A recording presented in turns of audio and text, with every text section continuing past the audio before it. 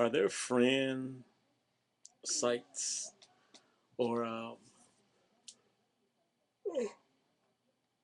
excuse me, uh, social media sites that are made for finding friends or having friends, creating friends based off your similarities?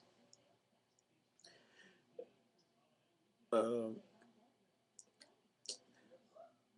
I came across this word the other day on my screensaver on the computer. You know, dictionary screensaver pops. Word of the day, and it gave a word.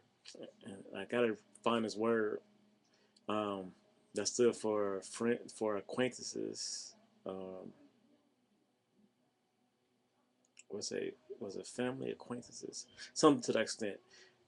Start for K, something like K.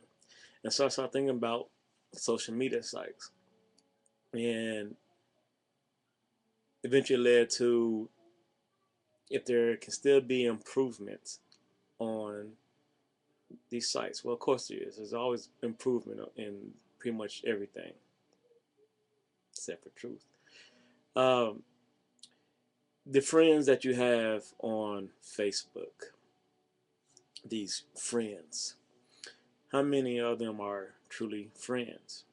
Of course, it'll go off of what your definition of a friend is. But how many of them do you really have something in common with outside of, say, these are the people that you went to school with, people, whether it's high school or college,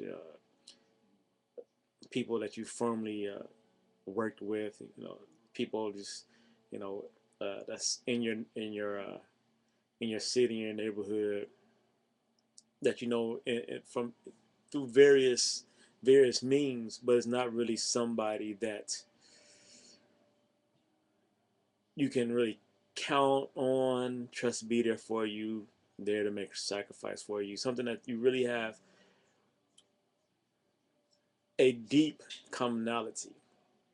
As within any groups, uh, there are fractions within each group. Uh, this the different aspects of people in general. So so everybody's here at this college basketball game is going on here with North Carolina and UNC Asheville. Well, what do you have? You have students from each specific college, uh, and you have some college basketball fans. Um, in general, so they're there together, with this thing in common. Uh, but you have people of different faiths and beliefs, people of different political views, um, and things of that nature. So so I was thinking, after going through all that, if there was a social media site which it's asked a whole bunch of questions. So you had to constantly or thoroughly define, if you will, who you are, your likes and dislikes, um, even things that you wouldn't generally uh, tell people. Once again, that you tell somebody on Facebook, you tell somebody that you like pornos, or you like pornos, you like watching fisting pornos. I know how I was the first one to jump in my head. I guess somebody say something about me, but like I said, that's not something that you would just easily and readily give out there on Facebook. But this was a question, uh, or check box kind, like pornos, subcategories, um, and like you three ways and um, big tits and such on, blah blah blah blah blah down.